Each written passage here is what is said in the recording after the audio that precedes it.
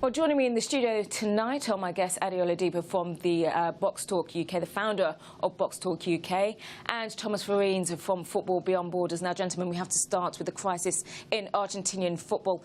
What are your views? I mean, how do you actually control such a passionate derby like that? Well, if we're starting with Boca and River, the first thing is you need to understand who controls the ticket sales in the stadiums in South America. And most of South American football clubs have their, in Argentina, they're called Barra Bravas. They're the organized supporters, and those supporters are in control of selling the tickets, which makes them, such as the case of yesterday, that you have a supporter that has been banned from going to the stadium that is still able to come in with the help of the other supporters. This is bad, and unfortunately with the way that the Argentinian Federation is working now, this will not change over the next few years. Why can't the authorities clamp down on this?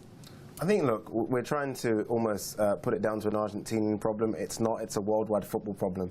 Football has a problem with hooliganism, and it's had it for years. It probably stemmed from this country, and now it's gone on to cross borders to every other country. I don't know how you control it. In this country, 2 weeks ago, there was a League One match, and a fan came on and punched a footballer, assaulted a footballer. So how do you stem that? How do you control when you have sort of 60 to 70, 80,000 fans and 1,000 police?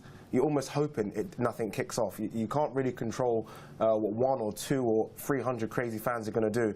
It's impossible. I think in this country they've tried to control it, but I think more than control it, they've almost just dismissed it from cameras. It still happens outside the stadiums, but as long as it doesn't happen in the stadiums, they're happy. I think in South America, it's a bit more lax, and unfortunately fans get to the pitch a lot quicker, and I don't know how you're going to control it. I don't see what you can put in place to stop fans from doing so. Well, in this case, who is to blame when it comes to this particular incident? I mean, getting a fan through to the stadium, this fan was banned from the Bombonera 45 days ago, and he still managed to get through.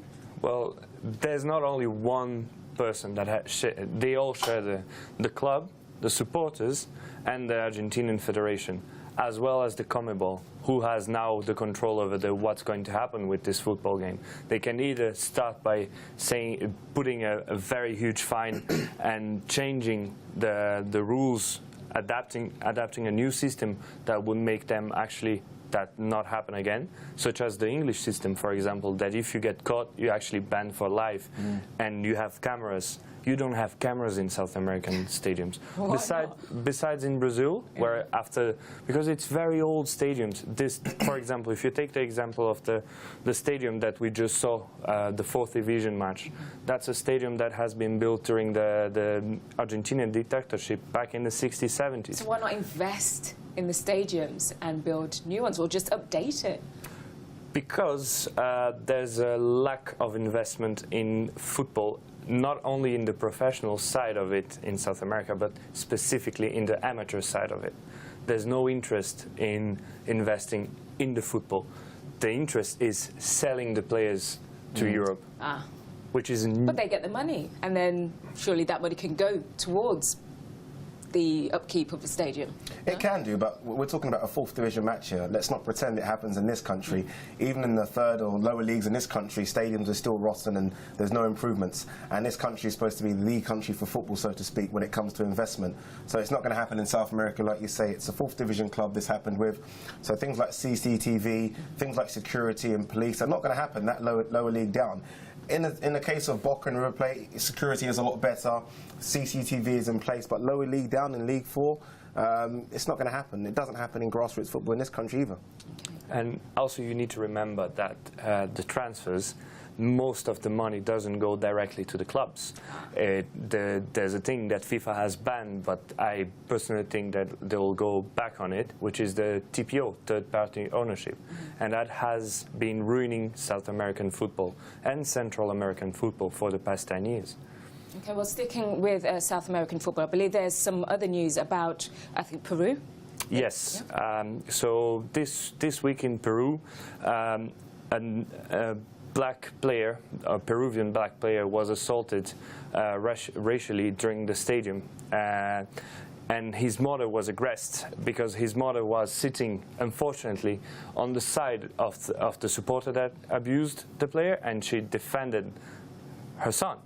As any mother would do. Certainly. And what happened is that the supporter went to jail because he assaulted as well physically the mother. Oh my gosh. What are your views on this story? Again, it's racism as a whole. We saw Yaya Toure last week.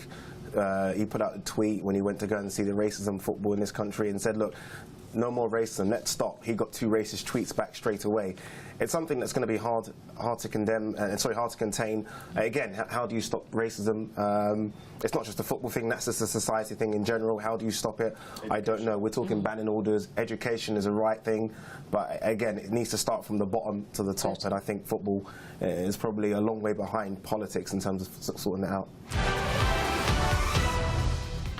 Well, joining me in the studio again are my guests, Adi Oladipo and Thomas Farines. Now we have to talk about Steven Gerrard's last match at Anfield. Are you going to cry? I don't know. It depends who's in the house with me. It depends. If there's a few guys around, probably not, and I probably try to hold it in. You're going to firm it out. If I'm by myself, it might just be a couple of toilet tissues that get used up. But no, it's an end of an era. And not just with Steven Gerrard. Obviously, Jamie Carragher retired last year. And Gerrard was almost that final piece of someone that's come from the boot room all the way through up the ladder and has gone on to do all the things he's done at Liverpool. Obviously, no Premier League title, but I still think that you have to look at a career and think that the way he's held this team together, and it's not a team that's been full of fantastic players like your Man City's, Chelsea, United's and Arsenal's. He's had very average players with him at all the time throughout his career. So for him to win the things he's done with Liverpool, I think he's going to go down as Liverpool's best player ever, and I think it's a big statement. But when More you look than Kenny Dalglish? More than Kenny Dalglish, Ian Rush and others that have been linked, John Barnes, Graham Souness. You've got to look at who those players were playing with. I mean, if you look at Kenny Dalglish, he was playing with Ian Rush. So that's 2 sort of marquee names playing with each other. Even John Barnes came later. They've always had fantastic teams that were winning titles constantly, and on that role. And you look at who Gerrard played with, and apart from the likes of Suarez, Torres, and maybe Xabi Alonso, there's not been many world-class players. So for him to win the Champions League, come on, the FA Cup, Pepe Reina, yeah. Jimmy Traore. So what's his legacy? There you go. Exactly those type of players. Yeah. So that's why I think he is Liverpool's best player. Okay, what's his legacy going to be? He has won almost everything besides the Premier League. But come on, how many fantastic players haven't won their league? You have to think, for example, Zidane, he never won the French league. So, and he still remembers by everyone, yes, he won the World Cup, scoring 2 magnificent goals. But you have to think that a player like Gerrard is something as well that makes you dream. If you're a Liverpool fan, like this gentleman here, you think about someone that from the youth since the retirement played for the same club, shared the same colors. That makes you want to go and play football. That makes you want to go and try to be the next Gerrard. Well, what do you make of Roger's comments today? He said that he might loan Gerrard back in January. Would you want to see that happen, or is it best, to say goodbyes and then that's it? It's a strange one because I remember a similar thing happened with Robbie Fowler when he left as well, and then he came back. Rafa Benitez then brought him back, and it almost galvanized the whole place, and the cop went crazy. But I think Gerrard, you'd like to almost remember him as being this player, this good. You wouldn't want to see him come back and be almost a diminishing force, which he kind of is at the moment, but you wouldn't want him to go away to LA Galaxy, have a holiday, which is kind of what it is in American football, come back and then be a third of the guy that we remember. And I think at this stage in his career, he's almost getting to that stage. So I think he's leaving the club, I dare say, at a perfect time, where he's probably, not happy to kind of sit out a game and play a game. This is a guy that's used to controlling the game and running box to box. And unfortunately, the Premiership, how tough it is, you just simply can't do it at Gerrard's age anymore. So he's going at the perfect time, and I wouldn't want to see him come back. Okay. As hard as that is, I wouldn't want to see him come back. Well, you've seen Drogba come back, but what are your views? Well, if you think about, for example, when Thierry Henry went to play for the New York Red Bulls, he actually came back, and surprisingly, that was because a beautiful moment for Arsenal. Because scored on his debut, didn't he? Exactly. If you think that a player like Gerrard, yes, he will come back just for 2 months. It's just a 2 months break. He will give his heart like Thierry Henry did, just for 2 months, and that may be something that would boost Liverpool's season. Who knows? They might be title contenders next year. Oh, okay, easy there. Well said. Yes, glad you said that. But are we coming towards an end of an era, not just with, like, okay, Carragher and Gerrard, but the likes of John Terry as well, you know, all these players. They're just one-club players. We're not seeing that anymore. Is it a sad time?